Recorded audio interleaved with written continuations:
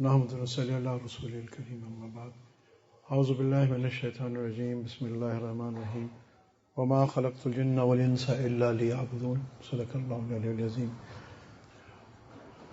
حدیث مبارکہ میں آتا ہے، حدیث قدسی ہے کہ اللہ پاک فرماتے ہیں کہ میں ایک چھپا ہوا خزانہ تھا، میں نے چاہا کہ میں پہچانا جاؤں تو میں نے اس واسطے یہ مخلوق بنائے۔ مفہوم عرض کر رہا ہوں، آج عرض صرف یہ کرنا ہے کہ آج ہماری زندگیوں سے ایک بہت اہم چیز نکل چکی ہے، مدھم پڑ چکی ہے، یا اس کا جہاں سے ربط ہونا چاہیے وہ ربط ٹوٹ گیا ہے، مس پلیسڈ ہو گئی ہے، سمجھے اس کا کنیکشن جو ہے مس پلیسڈ ہے، جس کی وجہ سے آج ہمیں ظاہری پریشانیاں بھی ہیں اور باطنی پریشانیاں بھی ہیں۔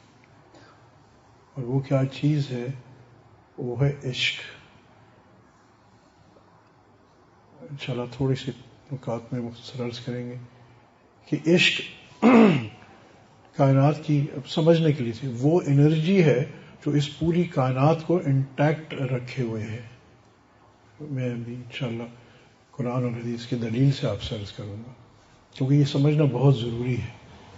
آج کی ہماری ظاہری بے چینی ہو، باطنی بے چینی ہو، آج کی جیسے ہم مسلمان ہیں ہم جیسے لوگوں کی بے چینی ہو، یا غیر مسلم لوگوں کی بے چینی ہو، پریشانی ہو، تو اس کا ایک جو مسنگ چیز آ گئی ہے، جو مدھم پڑ گئی ہے یا غلط جگہ کنیکٹڈ ہو گئی ہے۔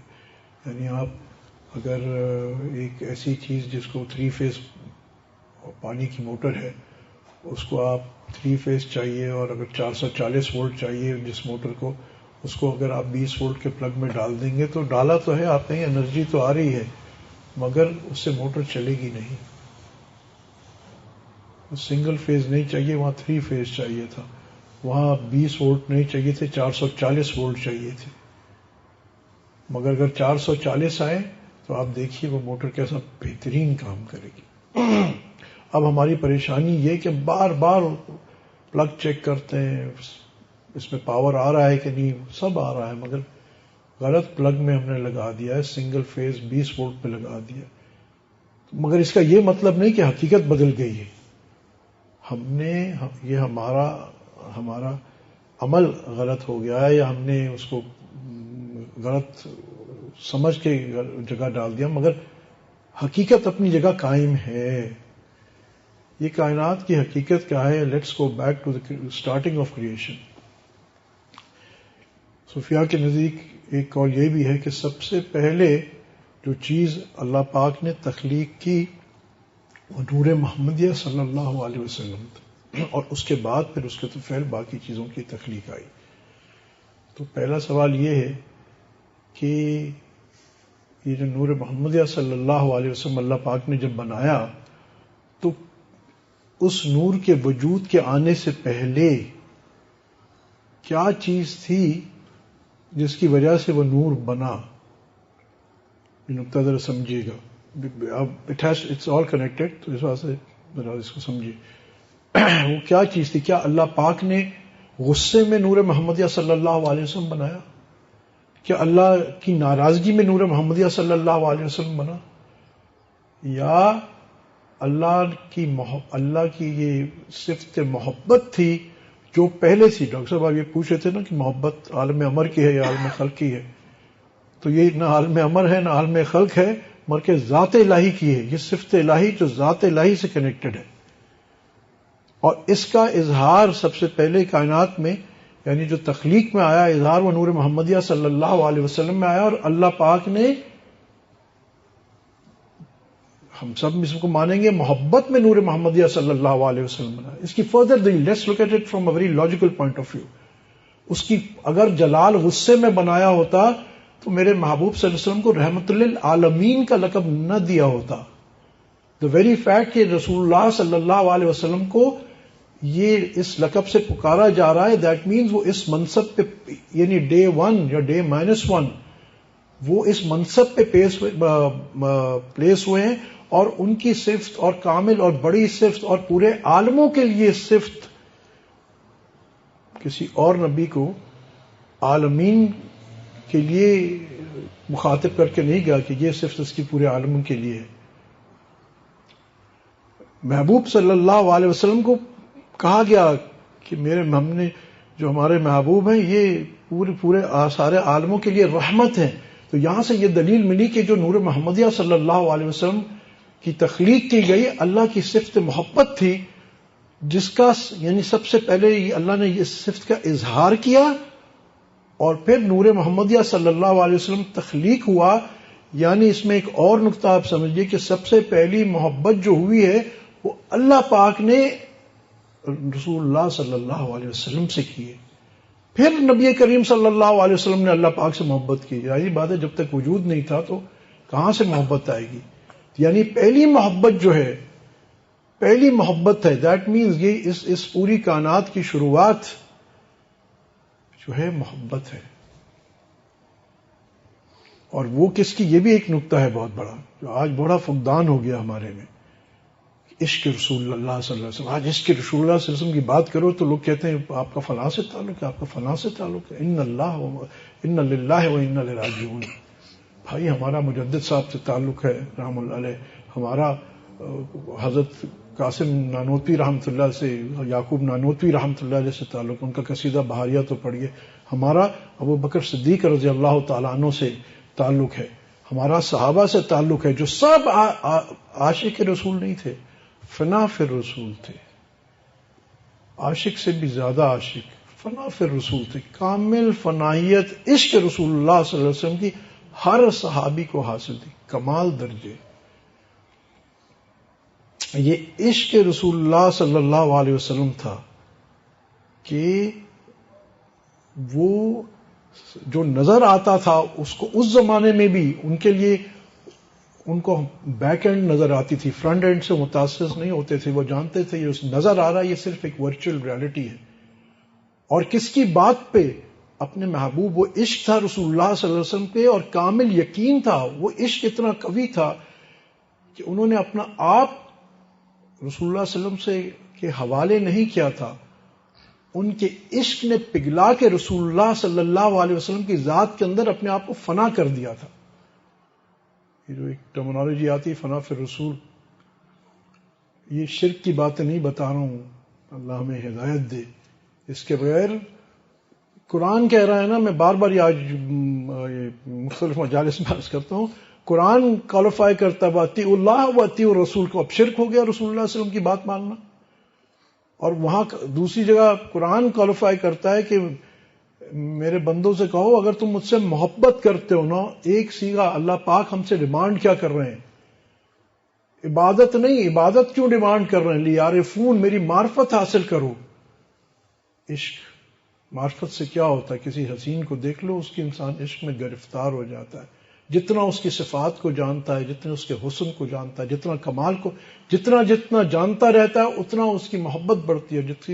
جس سے محبت بڑھتی ہے اس سے اس کی معرفت بڑھتی.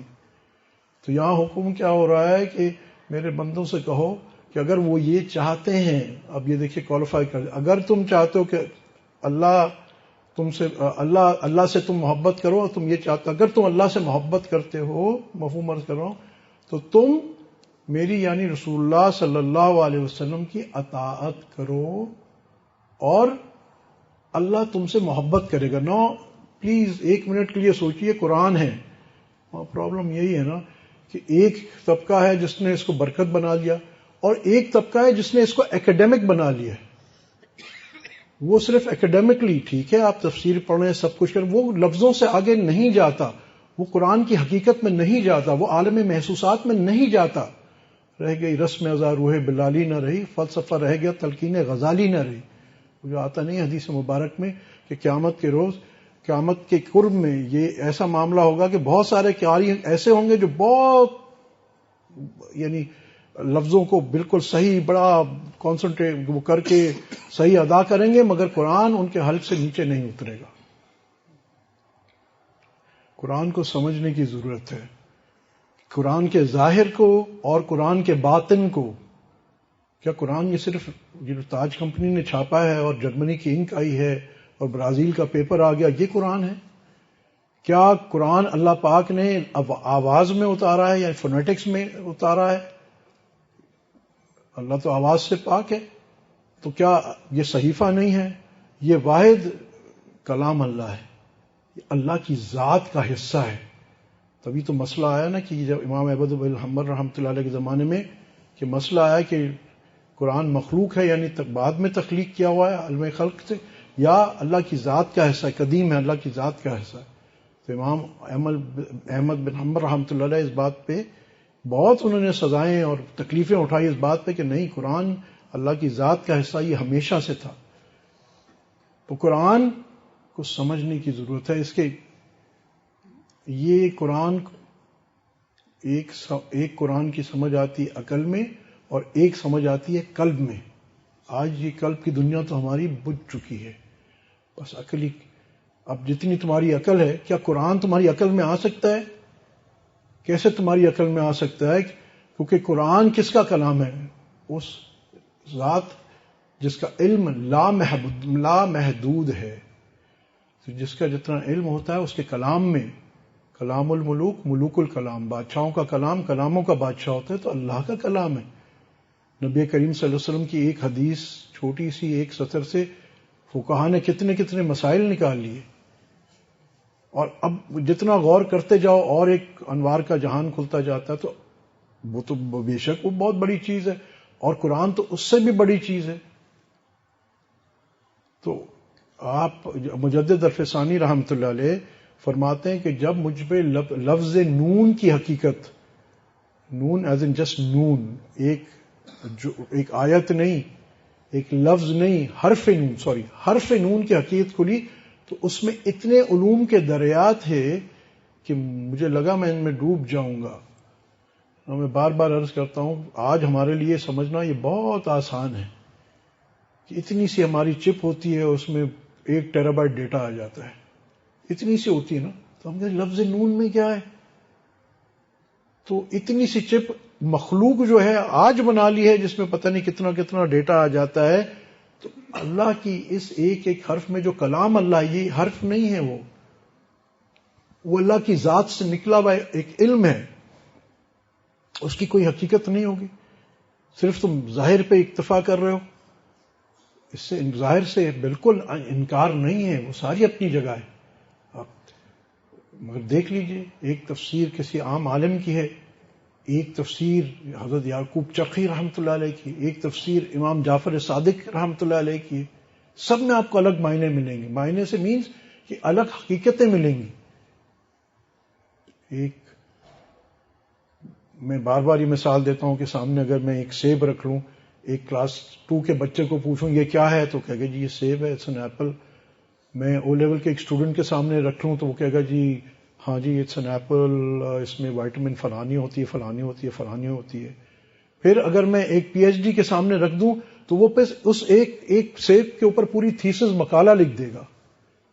سیب تو وہی رہا نا، وہ جو حقیقت ہے نا، صرف beauty is not only in the I of the بیہولڈر، حقیقی علم بھی دیکھنے والے کے اوپر میسر ہے، حصول ہے، وہ معرفت، اس سیب کی ساری معرفت، اس سیب کی جو ہم کہتے ہیں حقیقت، اس حقیقت میں تو ایک سیب کی ایک حقیقت ہے، مگر جس کا جتنا وہ استحقاق ہوتا ہے اتنا اس پہ وہ سیب کے علوم کھلتے جاتے ہیں۔ سیب وہی ہوتا ہے، وہی سامنے پڑا ہے، ایٹ ون گیون ٹائم بچہ بھی دیکھ رہا ہے، نوجوان بھی دیکھ رہا ہے، اور پی ایچ ڈی کا تھیسس لکھنے والا بھی دیکھ رہا ہے، مگر سب کی نظر میں وہ سیب بالکل الگ ہے، وہ سیب بالکل الگ ہے۔ جو اس سے آگے جائے گا وہ کہے گا جی چھلکے کے الگ علوم ہیں اور اندر اس کے گودے کے الگ علوم ہیں۔ تو اسی طرح جو جتنے بڑے مقام پہ معرفت خدا، اللہ کی معرفت میں جو جتنا آتا ہے، اس پہ قرآن کے اتنے علوم کھولے جاتے ہیں۔ اس میں ہرگز یہ مطلب نہیں ہے کہ ان علوم کا جو بنیاد جو ظاہر میں ہے وہ اپنی جگہ پہ ہے، اسی واسطے یعنی اس کا کوئی انکار نہیں ہے، مگر اس کی بہت بڑی حقیقت ہے، تو ہمیں یہاں اکتفا نہیں کرنا چاہیے، یہاں اس پہ وی شوڈ ناٹ، ہمارا کام یہی نہیں، ہمیں تو حکم ہو رہا ہے کہ اللہ کی معرفت حاصل کرو، جس اللہ کی معرفت حاصل کرو. یہ ہمارے، میں بار بار کہتا ہوں، it is not a request. آج ہماری پریشانی کیوں ہے کہ جو ہماری جاب ڈسکرپشن ہونی چاہیے وہ جو دی گئی تھی ہمیں، اس سے ہم بہت دور چلے گئے. اللہ کی معرفت چھوڑو، یہ کیا چیز ہوتی ہے؟ اور معرفت سے کیا مانے؟ معرفت ہو نہیں سکتی اللہ پاک کی جب تک محبت نہ ہو. یہ کی ہے، کی انڈیکیٹر ہے. اچھا یہ قرآن میں آیا ہے. افسوس یہ کہ آج ہمارا جو دیندار طبقہ ہے وہ بھی اتنا دین سے دور ہے. میں کیا عرض کروں، دین کے عشق الہی، عشق رسول. اکیڈیمکلی بہت مفتی بن گئے، مولوی بن گئے، فلانے بن گئے، علامہ بن گئے، لیکچرز دے دیے فلانا. کیا تمہارے لیکچر، تمہارے دل میں کچھ نہیں. جب رب دل میں نہیں آیا تمہاری زبان اور عقل کا کیا اعتبار ہے؟ وہ تو ایک جان میتھیو گلاسگو یونیورسٹی میں بھی اسلامیات میں پی ایچ ڈی کرواتا ہے، اس کو معرفت الہی حاصل ہے. صحابہ کیا صرف لفظ سیکھتے تھے یا فقہ کے مسائل سیکھتے تھے؟ تو پھر 23 سال کو قرآن کیوں لگا؟ تو بہت جلدی آ جاتا. ہر صورت کی حقیقت سیکھتے تھے، وہ علوم، وہ معارف سیکھتے تھے. نبی کریم سکھاتے تھے صلی اللہ علیہ وسلم اور وہ سیکھتے چلے جاتے تھے. ان کی تربیت ہوتی تھی، ان کی اسپرچل ایلیویشن ہوتی تھی. ظاہر تو تھا ہی تھا، آبویسلی ظاہر تھا، مگر سارا ان کا زور ایکیڈیمکس پہ نہیں تھا. آج معذرت کے ساتھ بظاہر دین کی محنتیں بھی بڑی ہو رہی ہیں، رزلٹ کیا ہے؟ جتنا بڑا وہ مفتی بنتا ہے اتنی اس کی گردن میں روڈ لگ جاتا ہے. میں یہ ہوں، اور مجھ جیسا اگر وہ اسکول یونیورسٹی کی پیداوار ہوتا تو میرا تو بڑا ہے کہ میں مفتی بھی ہوں، مجھے انگلش بھی آتی ہے، سو آئی ایم سپیریئر، میں ذرا زیادہ I am more chosen then the others. ارے ان للہ و انا الیہ راجعون. معرفت الہی، محبت الہی، عشق الہی جس کے اندر ہوگی اس کے اندر تکبر آ ہی نہیں سکتا. کیونکہ جب تک جو اپنی ہستی کو مٹا دیتا ہے اللہ کی ہستی کے اندر، جس کو فنا فی اللہ کا مقام حاصل ہو جاتا ہے، جس کو قرب الہی مل جاتا ہے، وہ یہ بلب جل رہا ہے اس وقت، یہ بہت پاورفل لگ رہا ہے اس کا. اب دن کی روشنی آئے، یہی سرچ لائٹ جو ہے اس کی ہمیں صرف ایک روشنی سی نظر آئے گی، مگر کوئی پھیلی بھی نہیں آئے گی، تو سگنیفیکنس بہت کم ہو جائے گی. مگر اسی سرچ لائٹ کو اگر ہم سورج کے 1 فٹ کے فاصلے پہ لے جائیں تو آپ یہ سوچ سکتے ہیں کہ وہاں اس کی روشنی تو اپنی جگہ پہ ہے، مگر حقیقت میں نہ آپ کو یہ روشنی نظر آئے گی اور نہ یہ سرچ لائٹ نظر آئے گی. کیوں؟ یہ نہیں کہ یہ سرچ لائٹ اب نہیں ہے، یہ نہیں کہ یہ روشنی نہیں ہے، وہ روشنی بھی ہے، وہ سرچ لائٹ بھی ہے، بٹ حقیقت حال یہ ہے کہ اس سورج کے سامنے وہ فنا ہو چکی، وہ سورج کی روشنی کے اندر فنا ہو چکی ہے، وہ روشنی نظر ہی نہیں آ رہی. تو جو پھر اپنے وجود کو یہ جانتا ہے اللہ کے آگے میری کوئی حیثیت نہیں، اس میں کیا تکبر آئے گا؟ اس کے اندر کیا ریاکاری آئے گی؟ وہ اپنے آپ کو سپیریئر، سمجھدار، صاحب علم. میں تھوڑی باتیں سمجھنے کے لیے حضرت شیخ الحدیث رحمۃ اللہ علیہ آپ بیتی میں لکھتے ہیں، وہاں زکریا رحمۃ اللہ علیہ کی آپ بیتی ہے، ضرور پڑھیں، بہت عجیب. حضرت رشید احمد گنگوہی رحمۃ اللہ علیہ کا ایک واقعہ لکھتے ہیں. حضرت رشید احمد گنگوہی رحمۃ اللہ علیہ بہت بڑے عالم ہیں، بہت بڑے عالم ہیں. حضرت حاجی امداد اللہ مہاجر مکی رحمۃ اللہ علیہ کے خلیفہ بھی ہیں. ان پہ لوگوں نے اعتراض کیا، پوچھا کہ حضرت آپ اتنے بڑے عالم ہیں، آپ حاجی صاحب کے پاس گئے؟ کہ وہ تو اتنے بڑے عالم بھی نہیں، چند کتابیں بھی پڑھیں. ایک تو ہمارا ہم سمجھتے ہیں درس نظامی کر گیا تو عالم بن گیا. بھائی عالم وہ ہوتا ہے جو علماء ربانین میں شامل ہو. علماء جس کے بارے میں کہا ہے کہ وہ انبیاء کا وارث ہے، وہ علماء ربانین ہیں جن کے بارے میں کہا گیا ہے. صرف درس نظامی کرنے سے اپنے آپ کو عالم مت سمجھنا. میں دلیلیں بھی دے سکتا ہوں اوپر سے لے کے نیچے تک. اصل عالم کون ہے؟ جو علماء ربانی، جو معرفت الہی رکھتا ہو، جو ظاہر کے ساتھ رسول اللہ صلی اللہ علیہ وسلم کے باطنی علوم بھی اس کو ملے. جب وارث ہے تو ظاہر باطن دونوں ملنے چاہیے. وراثت کا مسئلہ یہ ہے کہ وارث کو ہر چیز، مرنے والے کی پینسل بھی اگر ہے تو وہ بھی وارث کو اس میں حصہ ہوگا.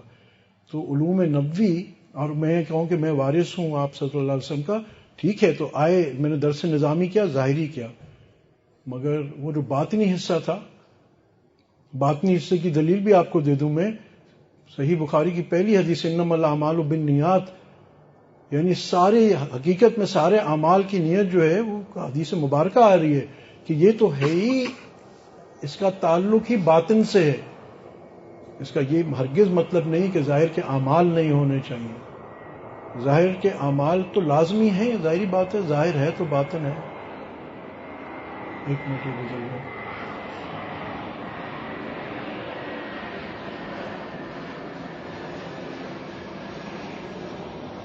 مگر یہاں باطن کی کتنی اہمیت ہے کہ ظاہر بہت خوبصورت بنا ہوا ہے مگر وہاں نیت صحیح نہیں ہے، تو اب کیا رزلٹ کیا ہوگا؟ وہ عمل اس کے لیے وبال بن جائے گا. وہ عمل بظاہر نیک ہے، وہ اس کے لیے جہنم پہنچا دے گا اس کو. دلیل حدیث مبارکہ، جو پہلے والے میں 3 لوگوں کا حساب کتاب ہوگا، ایک سخی کا، ایک عالم کا اور ایک شہید کا. سب سے پوچھا جائے گا کیا لاؤ گے، سب اپنے اپنے اعمال بتائیں گے، انکلوڈنگ وہ عالم جو کہے گا جی اللہ پاک میں نے مدرسے بنایا اور پڑھا اور پڑھایا اور ساری زندگی تیرے دین کا خدمت کی. اور اس پہ اللہ پاک کیا فرمائیں گے ان تینوں کو کہ تم جھوٹ بولتے ہو، تمہاری نیت یہ تھی کہ تمہیں مفتی صاحب، علامہ صاحب کہا جائے، تمہیں شہید کہا جائے، بہادر کہا جائے، تمہیں غنی کہا جائے، دنیا میں ہم نے کہلوا دیا. اور فرشتوں کو حکم ہوگا کہ منہ کے بل ان کو جہنم میں پھینک دیا جائے. تو کیا ہے کہ ظاہر تو موجود ہے، پھر جہنم میں کیوں چلے؟ نمازیں پڑھ رہا تھا، قرآن پڑھ رہا تھا، قرآن پڑھا رہا تھا. جاگو میرے بھائی، جاگو. یہ میں سب کو کہہ رہا ہوں، اپنے آپ کو بھی کہہ رہا ہوں، جاگو. اس دھوکے میں مت رہو. جب تک حقیقت تمہیں نہیں ملی اور باطن رسول اللہ صلی اللہ علیہ وسلم کا نہیں ملا، تم اتباع سنت میں کمال حاصل نہیں ہوا، بلکہ حقیقی اتباع تمہیں حاصل نہیں ہوئی. ساری جو حقیقی محنت ہوتی نا، وہ آپ دیکھیں جہاں بھی ہمارے تبلیغ میں بھی کیا ہے، ایمان کی محنت. وہ کیا کہتے ہیں؟ ایمان بنانے کی محنت ہے. ایمان بنانا کیا ہے؟ ہم کلمہ پڑھتے ہیں، اگری کرتے ہیں کہ قیامت آئے گی اور فرشتے ہیں اور سب کچھ ہے، وہ ایمانیات اپنی جگہ پہ. یہ کیا؟ یہ یقین بنانا، یہ اور اللہ کے لیے ہی کام کرنا. No this is not easy, this is very difficult. للہیت، نفس سے پاک عمل اللہ کے یہاں پیش کرنا، یہ کیا چیز کرواتی ہے؟ جب محبت ہوتی ہے. اخلاص کب آتا ہے؟ جب انسان کے دل میں محبت ہوتی ہے. ایک عقلی اخلاص ہے. بار بار آپ اپنے آپ کو کہتے رہتے ہیں نہیں میں اللہ کے لیے کر رہا ہوں، اللہ کے لیے کر رہا ہوں، اور نفس اس کو ڈائلیوٹ کرتا رہتا ہے. یہ محبت کی تلوار ہوتی ہے جس سے جب یہ کاٹ کے پھر یہی نفس مطمئنہ بن جاتا ہے. یہ جو ہے یہ محبت ہے. تو بہرحال قرآن کی وہ آیت کہ اللہ پاک کیا فرما رہے ہیں کہ تم اگر تم مجھ سے محبت کرتے ہو تو محبوب صلی اللہ علیہ وسلم کی اطاعت کرو، اللہ تم سے محبت کرے گا. وائے بار بار محبت؟ بھائی تم عمل کرو میں تمہیں جنت دوں گا، اینڈ آف سٹوری. ہو گئی بات؟ نہیں، دیٹس ناٹ اٹ. بار والذین آمنوا اشد حبا للہ. وائے محبت کی بات کیوں کر رہا ہے؟ اللہ پاک تقاضا کر رہا ہے، ڈیمانڈ کر رہا ہے، مجھ سے محبت.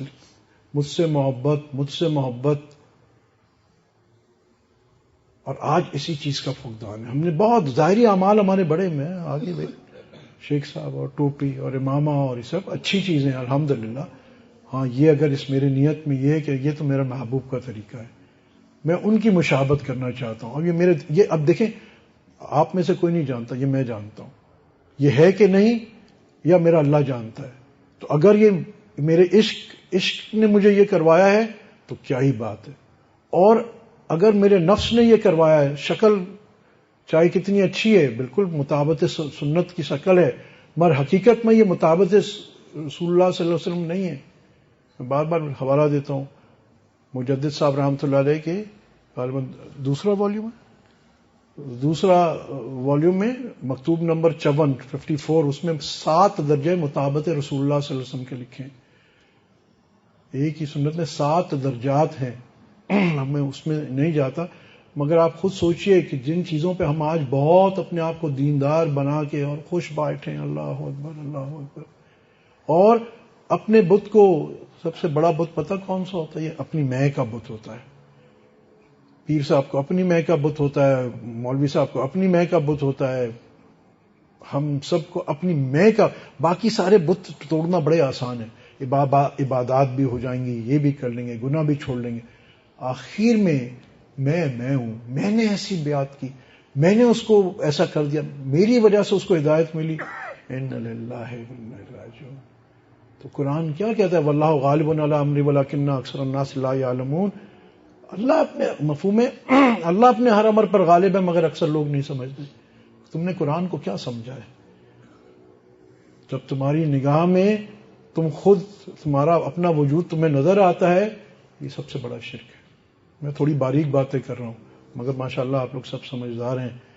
یہ اس کی حقیقت دیکھیں، حقیقت قلب ہے۔ اللہ کیوں کہتا ہے الا بذکر اللہ تطمئن القلوب، یاد کرو اس دن کو جب تمہاری نرینہ اولاد یا مال کام نہیں آئے گا، مگر کامیاب ہوگا وہ شخص جو قلب سلیم بنا کے آیا۔ وہ آئے بھائی، نیک اعمال کر لیے، اچھے اعمال کر لیے، لوگوں کو فائدہ ہو گیا، ختم بات۔ یہ قلب سلیم کیوں ہے؟ اور آج ہمیں ایسی کسی کو پرابلم ہے، مطلب even do we know that, ہمیں پتا بھی ہے یہ قلب سلیم کیوں؟ کوئی ہے بھی ہے یہ بھی پتا ہے کہ قرآن کہہ رہا ہے یہ کر کے آؤ گے تو کامیاب ہے، ورنہ ادروائز تم کامیاب ہی نہیں ہوگے۔ میرے یوٹیوب پہ اتنے فالوورز ہیں، میرے مدرسے میں اتنے لوگ ہیں، میرے اتنے مریدین ہیں، ارے کس حماقت میں ہم لوگ پڑے ہوئے ہیں سارے، کس کو دے رہے ہیں؟ امر اللہ کا ہے، ٹھیک ہے ہم اپنی کوشش کر رہے ہیں کیا، پر ان چیزوں کو اگر ہم اپنے سے منسوب کرتے ہیں، یعنی ہمیں اپنا بت نظر آتا ہے، تو اس کا مطلب ہے ہم اللہ اور اس کے رسول صلی اللہ علیہ وسلم کے عاشق نہیں ہیں۔ اللہ اور اس کے رسول صلی اللہ علیہ وسلم کے عاشق تو صحابہ تھے جو اپنی جان فنا کرنے کے بعد بھی کوئی اجر نہیں مانگتے تھے، کچھ ان کے لیے یہی کافی تھا کہ میرا محبوب راضی ہو جائے، میں نچ کے یار منا لوں گی، ان کے بس یار کو منانا ہی کافی تھا۔ ایک صحابی ہیں، یہ بات محبت سے میں آپ کو لے رہا ہوں اور اللہ کے ہاں یہ کتنی قبول ہے۔ ایک صحابی ہیں، تشریف لاتے ہیں، رسول اللہ صلی اللہ علیہ وسلم پوچھتے ہیں کہ کیا بات ہے، آپ مفہوم حدیث کا ہے کہ آپ پتلے ہوتے جا رہے ہیں، کمزور ہوتے جا رہے ہیں۔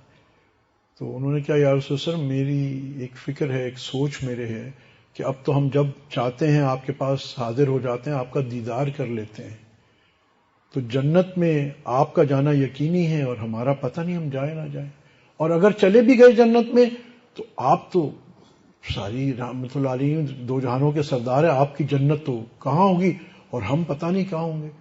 تو دکھ یہ ہے کہ جنت میں اگر آپ کا دیدار نہیں ہوگا تو وہ جنت کا فائدہ کیا ہے؟ اچھا یہ ہماری طرح نہیں حلوہ مانڈا کھانے والے، یہ ایسے ہیں کہ ان کو واقعی یعنی ان کی صحت افیکٹ ہو رہی ہے۔ اب یہ دیکھیے یہ عشق ہے۔ عقل تو یہ کہتی ہے کہ بھائی تم نے رسول اللہ صلی اللہ علیہ وسلم کی زیارت کر لی، تم صحابی ہو گئے، تمہیں بہترین جنت مل جائے گی، اینڈ آف سٹوری۔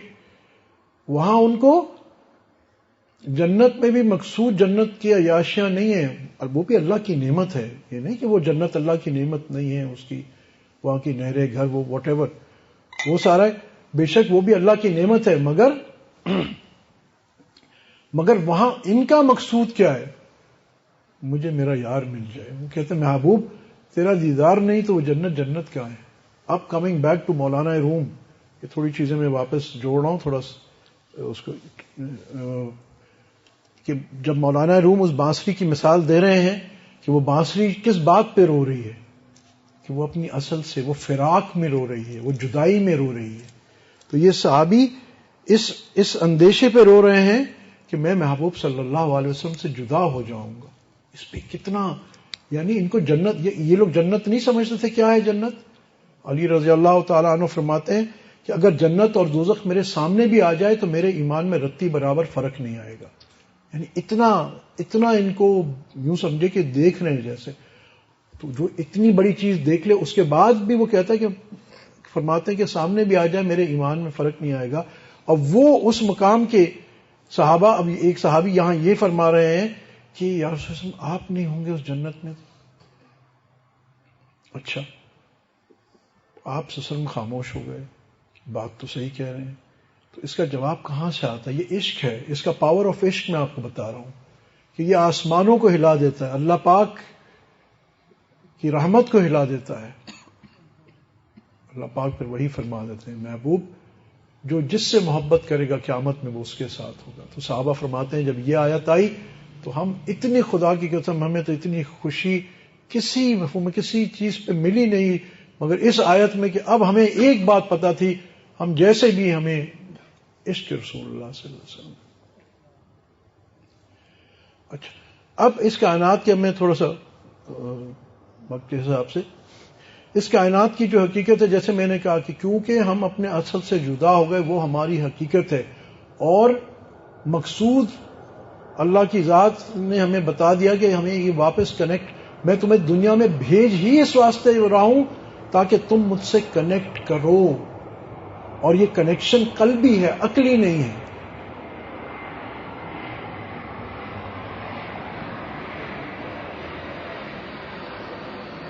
یہ کنیکشن قلبی ہے عقلی نہیں ہے کیونکہ عقل میں یہ بھی میں لاجیکل دلیل آپ سے رکھتا ہوں عقل میں کیا تمہارے اللہ تو کون و مکان سے پاک ہے ٹائم اور سپیس سے پاک ہے وہ انفائنائٹ ہے وہ تمہاری فائنائٹ عقل میں کیسے آ سکتا ہے. انفینٹی کا حقیقی سفر معرفت الہی کا حقیقی سفر تو ہوتا ہی تب ہے جب عقل سے اوپر جائے.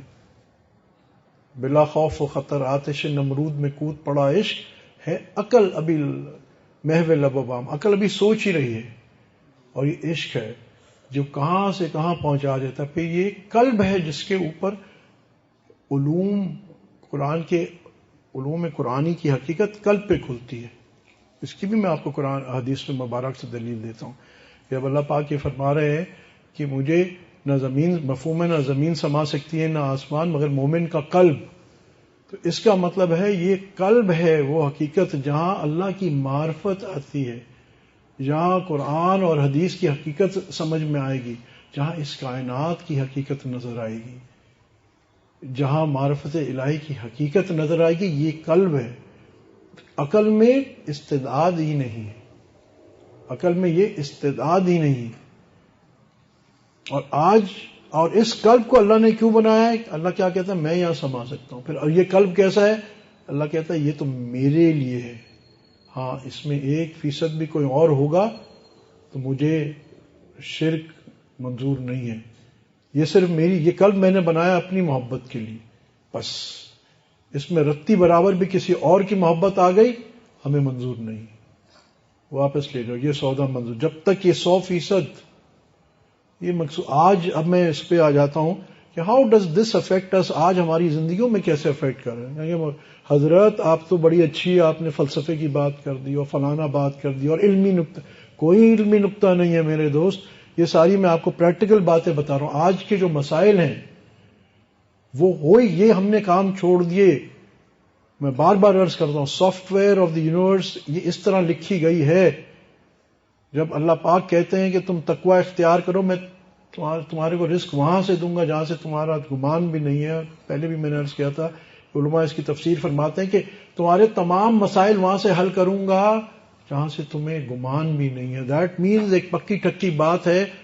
ریٹن لا آ گیا اللہ کے یہاں سے کہ تم تقوی اختیار کرو گے میری اطاعت کرو گے میں ذمہ دار ہوں میں تمہارے مسائل حل کر دوں گا. ہم کہتے ہیں نہیں اللہ ہم نے نہ تقوی کرنا ہے تقوی تو چھوڑو فتویٰ بھی نہیں کرنا.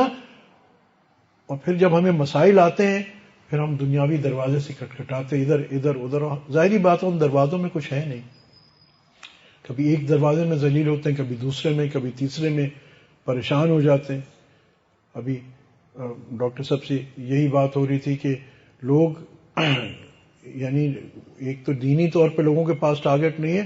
اب ایک نئی قوم آ رہی ہے یا نیا ایک گروہ بنتا جا رہا ہے جس کے پاس دنیاوی طور پہ بھی کوئی ٹارگٹ نہیں ہے اور وہ پھر ڈپریشن میں نا امیدی میں اور سوسائڈ موڈ میں چلے جاتے ہیں.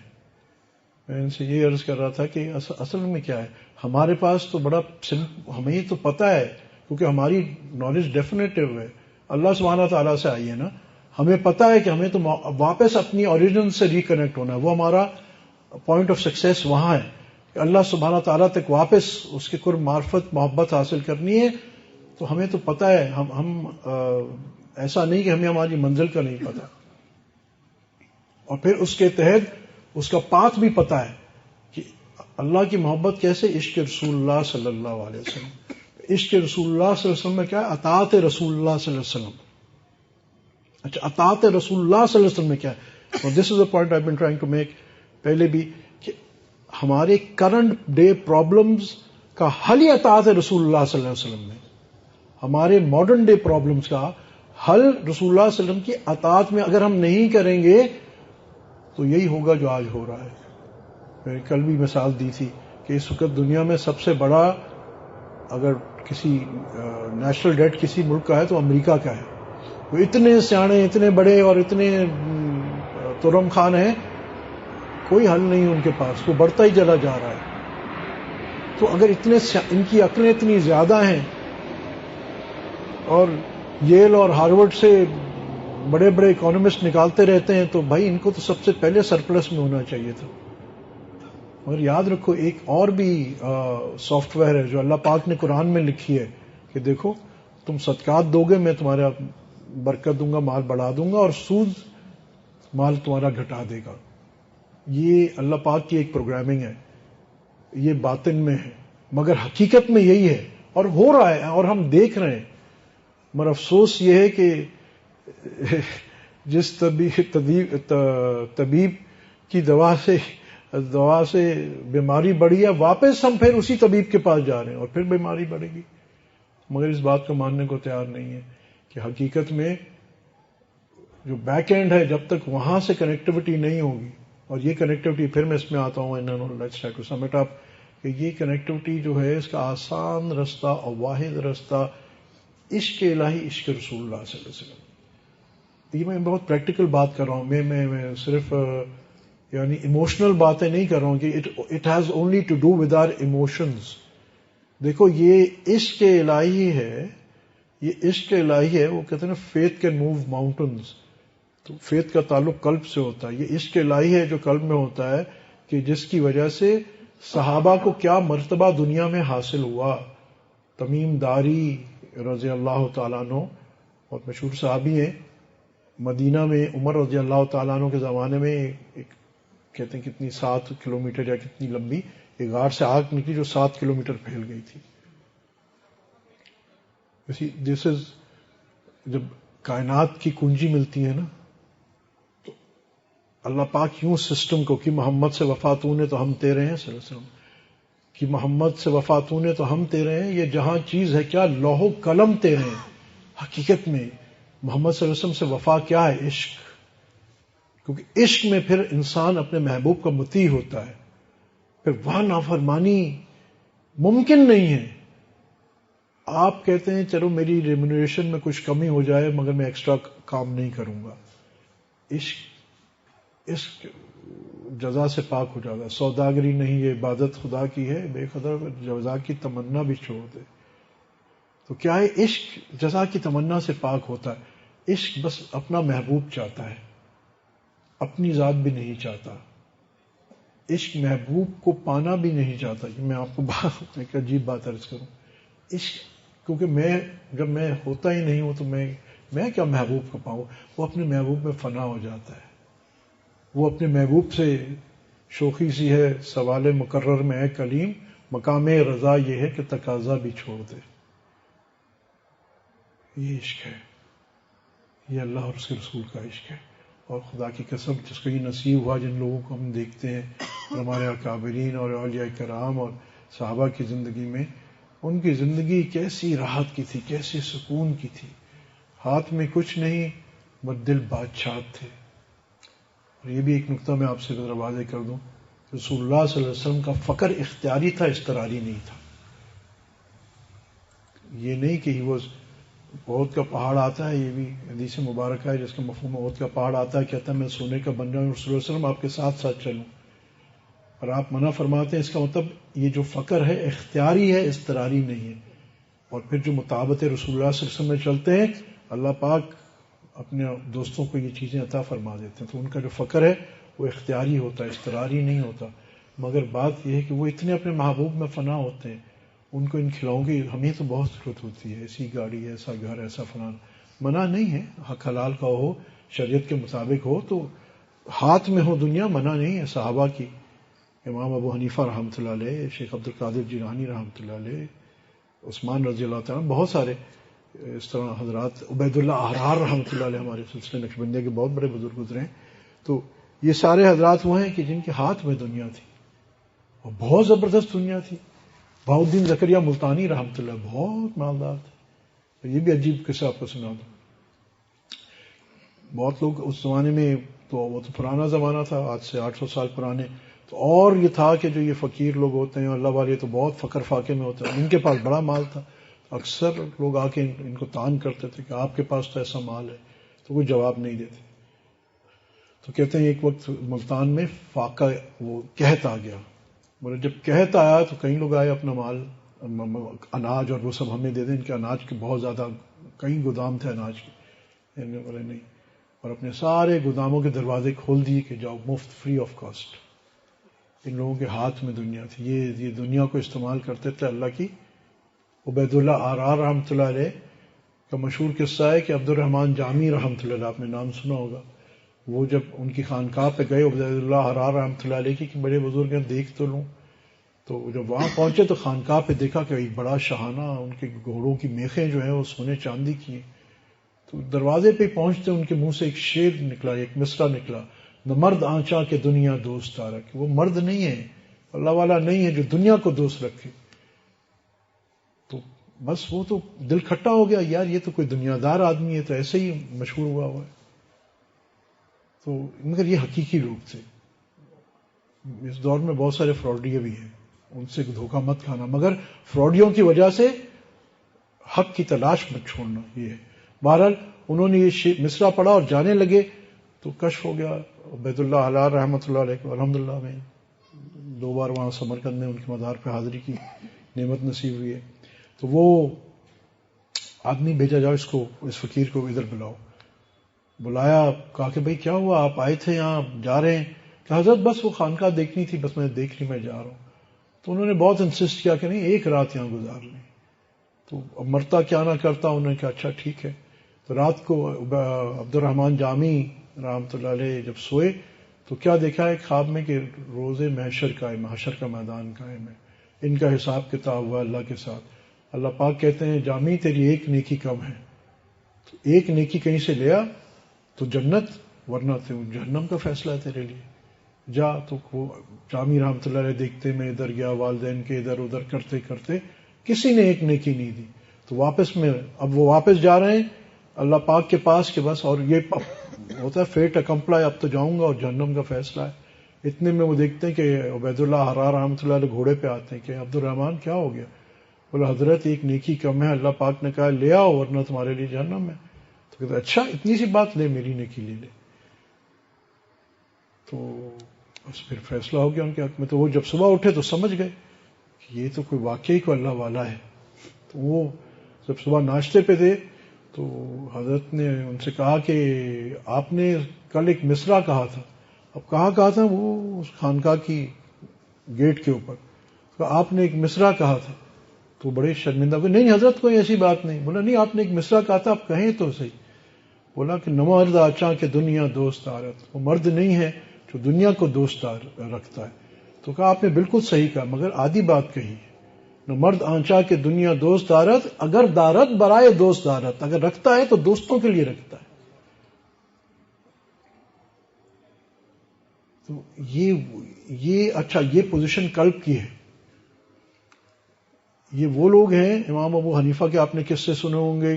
مختصر یہ کہ ایک کچھ کپڑے کا ایسا آ گیا جس کے اندر عیب تھا. اپنا جو ان کا پارٹنر تھا جو بیچتا تھا دکان پہ، اس کو کہا بھائی عیب بتا کے بیچنا. شام کو آئے تو پوچھا بھائی وہ بک گیا؟ ہاں جی بک گیا.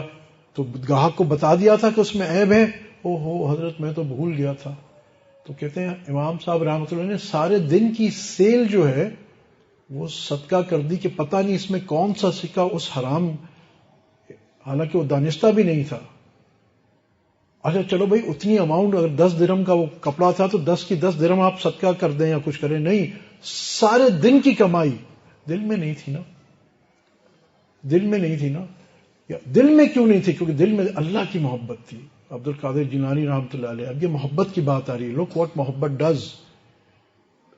مشہور قصہ ہے مگر اس کو محبت کے زاویے سے سنیے. پرائے ہم قصوں کو برکت ایز اے گڈ اسٹوری بچوں کو سنانے کے لیے یہاں تک سنتے ہیں، خود نصیحت یہاں نہیں پکڑتے.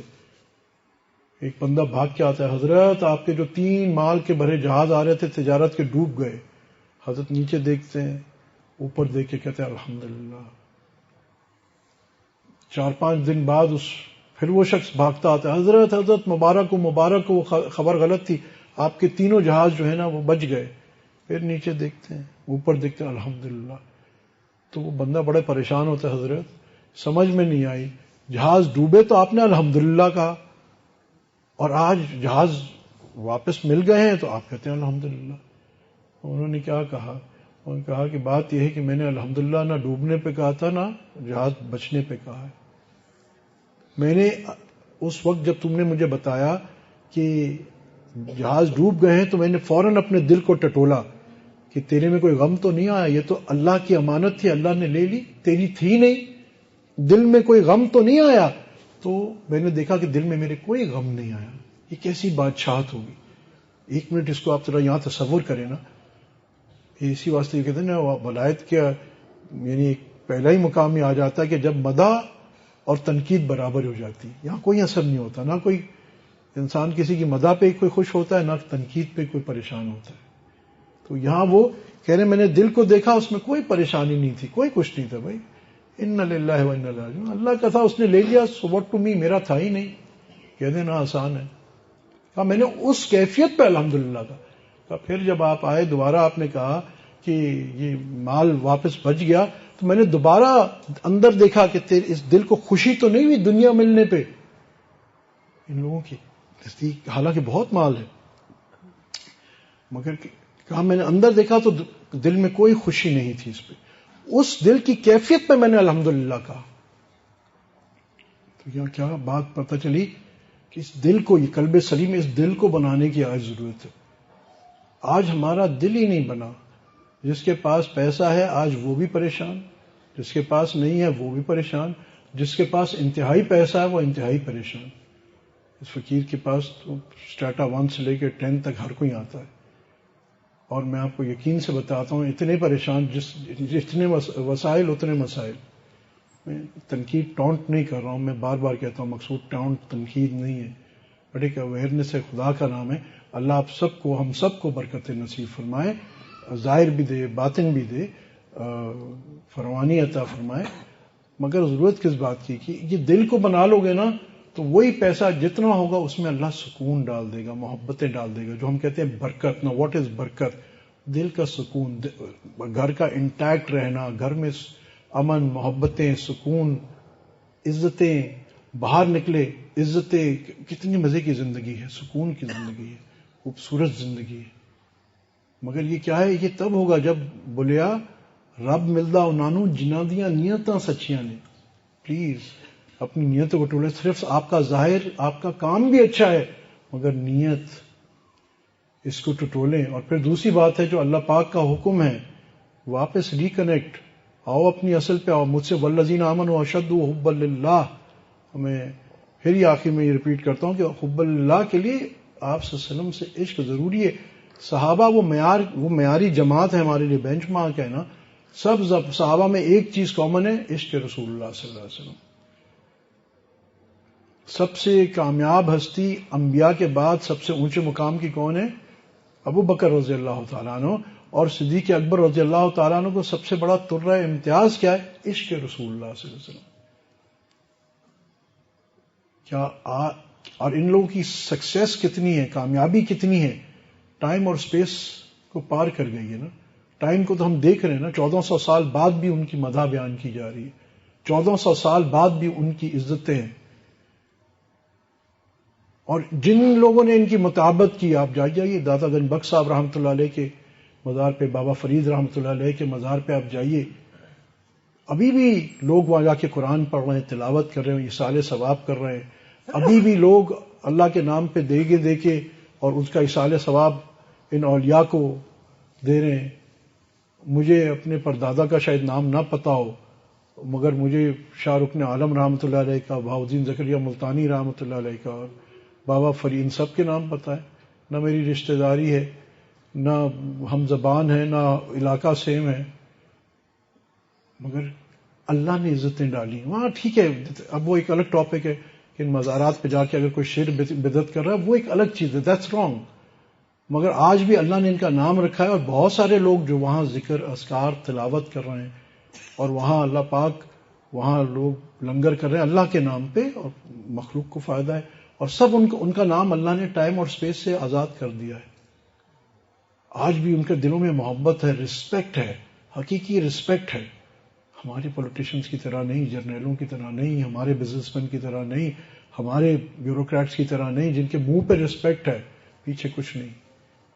اصل رسپیکٹ تو یہ ہے نا جو مرنے کے بعد بھی, ہم ان کی کوئی جسمانی اولادوں میں تو نہیں ہے نا, ہم ان کے لیے سارے ثواب کیوں کرتے ہیں؟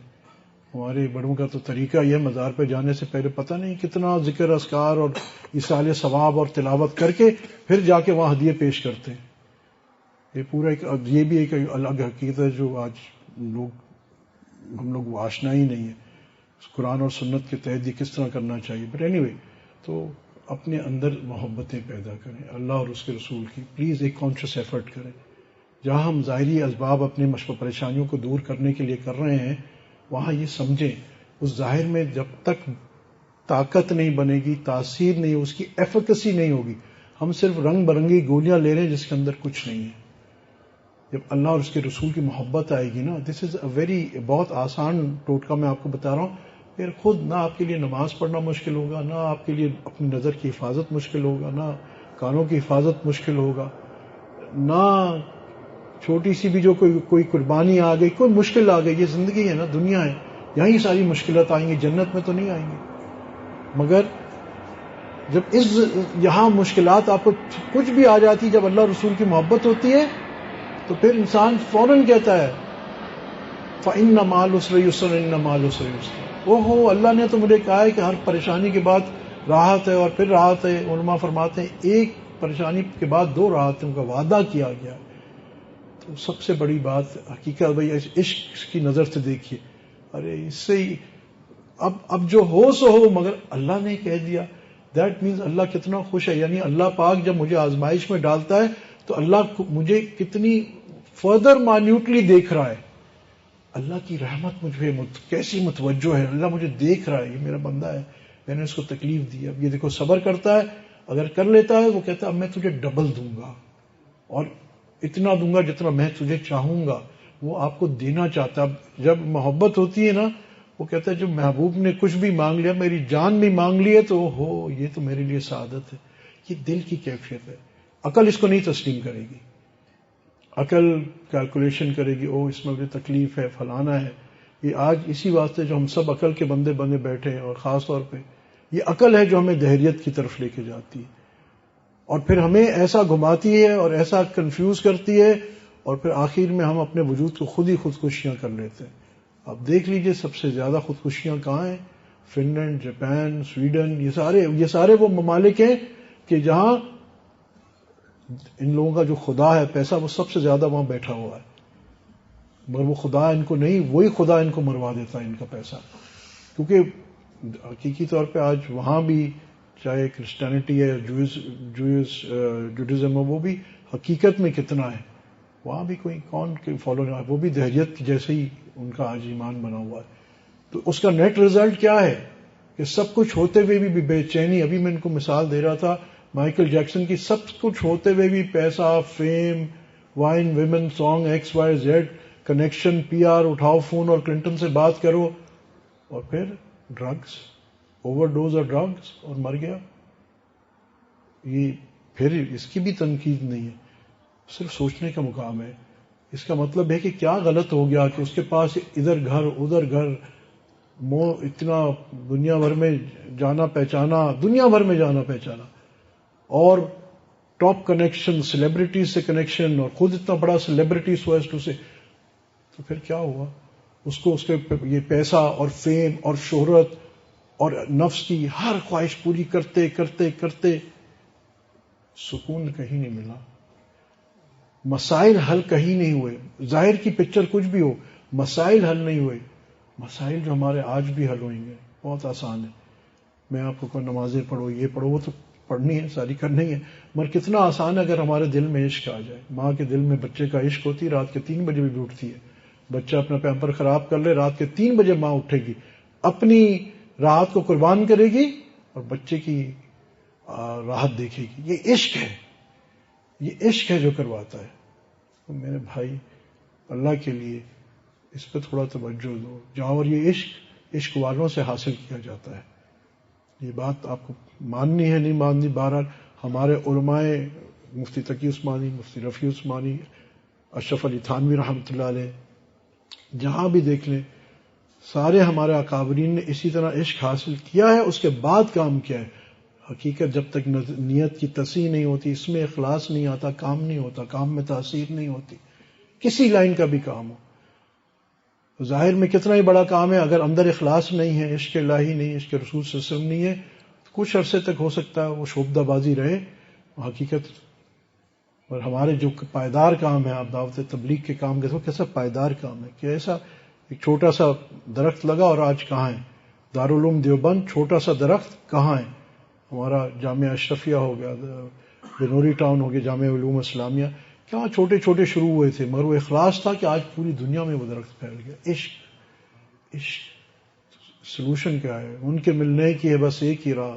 ڈاکٹر عبدالحی صاحب عارفی رحمۃ اللہ علیہ جو مفتی تقی عثمانی صاحب کے شیخ ہیں، وہ فرماتے ہیں ان کے ملنے کی ہے بس ایک ہی راہ، ان کے ملنے والوں سے راہ پیدا کر. خدا کے بندوں عشق سیکھو، یہ عشق سیکھنے والی چیز ہوتی ہے، ایسے نہیں ملتا. صحبت صالح ترا صالح کنت، شیخ سعدی کہتے ہیں صحبت توالے کرا توالے کنت. بہت ہیں اشاک، بہت حقیقی اشاک، فراڈیے بھی ہیں، مگر جہاں 2 نمبر ڈاکٹر ہوتے ہیں وہاں 1 نمبر ہی ہوتا ہے. ڈھونڈو 1 نمبر ڈاکٹر، جیسے 1 نمبر ڈاکٹر ڈھونڈتے ہو تو یہ روح کے ڈاکٹر کو بھی ڈھونڈو. یہ ہماری ضرورت ہے. نہیں ہے تو بہت خوش ہو گئے، ظاہری دینداری کی بھی شکل ہوگی، یہ بھی ہوگا، فلامی اندر خالی ہوگی. یہاں سے بڑے ذکر اذکار چل رہا ہوگا، وہاں سے آپ ایک پی ڈی سی ایشو کریں گے جس کو آپ کو پتا ہے کہ آنر نہیں ہوگا. یہ دین ہوتا ہے پھر ہمارا. پھر ہم چلے پہ جاتے ہیں، پیمنٹ سب کی لٹکا دیتے ہیں، او جی میں چلے پہ گیا ہوں، او جی میں عمرے پہ گیا ہوں. بظاہر تو دینداری کا کام ہے، میں عمرے پہ گیا ہوں، حج پہ گیا ہوں بھائی. جو اور پھر جھوٹ بول کے آپ جب ایک پی ڈی سی دیتے ہیں تو آپ وعدہ کرتے، پوسٹ ڈیٹڈ چیک کا وعدہ کرتے ہیں کسی سے کہ بھائی یہ میں آپ کو دوں گا. ہاں آپ کی نیت پوری تھی، آسمانی سلطانی ہو کے، دیٹ از اندر تھنگ. مگر آپ کو ڈے 1 پتہ ہی ہے کہ یہ آنر ہونا ہی نہیں ہے، میرے اکاؤنٹ میں پیسے ہیں ہی نہیں. آپ اس کو جھوٹ بول کے جاتے ہیں، نہیں پکی بات ہے اگلے ہفتے تیرا یہ چیک کیش ہی ہوگا، میرا فکر نہیں کر. یہ دینداری ہے؟ کیوں؟ یہاں اندر یقین نہیں ہے. وہ مسجد کے اندر تو ہم مسلمان ہیں، مدرسے کے اندر ہم مسلمان ہیں، خانقاہ کے اندر مسلمان ہیں، باہر آ کے eat drink make merry doesn't work that way. It's not work, ہو نہیں رہا ہے. ہماری بے چینیاں بڑھ رہی ہیں.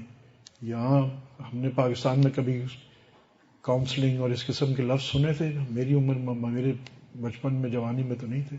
آج عام ہیں، بے چینیاں بڑھ رہی ہیں. تو یہ عشق ہے، اس کو حاصل کیجئے. وقت بہت ہو گیا تو انشاءاللہ دعا کر لیتے ہیں. آمین. الحمدللہ رب العالمین. الصلاۃ والسلام علی اشرف الانبیاء والمرسلین سیدنا مولانا محمد علیہ وصحبہ اجمعین. ربنا ظلمنا انفسنا وان لم تغفر لنا وترحمنا لنكونن من الخاسرین. ربنا لا تزغ قلوبنا بعد إذ هديتنا وهب لنا من لدنك رحمة إنك أنت الوهاب.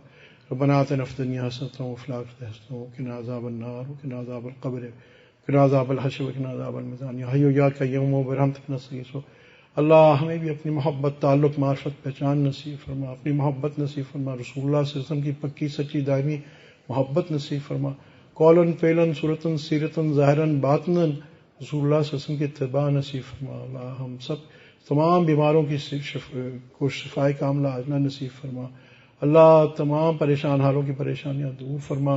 اللہ جو مقروض ہیں ان کے قرضوں کا عالم الغیب سے بندوبست فرما. اللہ جو کسی کی وجہ جو رزق کی، روزگار کی تنگی میں ان کو حلال طیب روزگار فراوانی سے برکتوں والا عطا فرما.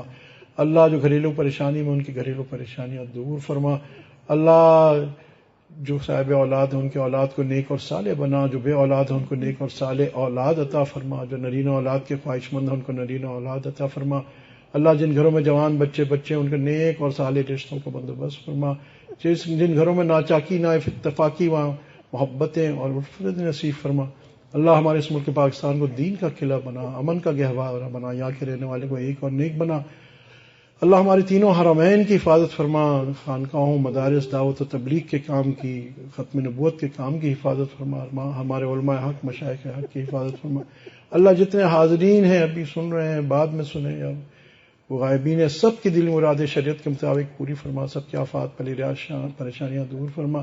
اللہ جن بھائیوں نے دعاؤں کے لیے کہنا چاہتے ہیں، یہ ان کا حق ہے، سب کے لیے یا اللہ سب کی دعائیں تو قبول فرما، پریشانیاں دور فرما۔ ہماری ایک بیٹی بچی، میری بھانجی کی بچی ہے، وہ ذرا علیل ہے، اس کے لیے بالخصوص فضا کے لیے دعا کر لیں، اللہ اس کو صحت کاملہ عاجلہ نصیب فرما، اور تمام یا اللہ بچے بچیوں کو یا جو بھی مرد عورت خواتین جو بھی ہیں، اللہ سب کو اپنے فضل سے یا اللہ شفائے کاملہ عاجلہ نصیب فرما۔ اللہ جو مانگ سکے وہ بھی عطا فرما، جو نہیں مانگ سکے قبر حشر جنت تک جانے کی تمام ضرورت پوری فرما۔ اللہ اس گھر کو خوب خیر برکتوں سے یا اللہ نواز۔ اللہ یہاں ہمارے نوجوان جو یاسین کام کر رہے ہیں، ان کی والدہ صاحبہ محنتیں کر رہی، اللہ ان سب کی کاوشوں کو انتہائی قبولیت اور مقبولیت نصیب فرما۔ یا اللہ ان کے وجود کو یا اللہ دین کا چشمہ بنا، ان سے دین جاری اور ساری فرما، آگے پہنچا، ان کو ایک ظاہر باطنی اخلاص نصیب فرما، ظاہر باطنی یا اللہ ان کو نعمت نصیب فرما، ان کی جان میں، مال میں، عزتوں میں، آبروں میں، سب چیزوں میں برکت نصیب فرما۔ یا اللہ ان کو اور ہم سب کو حاسدین کے حسد سے، شریروں کی شرارت سے، جادو ٹونے و فتنوں سے محفوظ فرما۔ یا اللہ ہر قسم کی یا اللہ پریشانی سے محفوظ فرما۔ اللہ ہمیں اور ہماری آنے والی نسلوں کو ہر قسم کی شرک بدعت سے محفوظ فرما، ہر قسم کی لادینیت سے محفوظ فرما، دیریت سے محفوظ فرما۔ یا اللہ ہمارے ایمانوں کی حفاظت فرما۔ اللہ ہم سب کا ایمان پر خاتمہ نصیب فرما۔ سبحان ربک رب العزت عما یصفون، وسلام علی المرسلین، الحمد للہ۔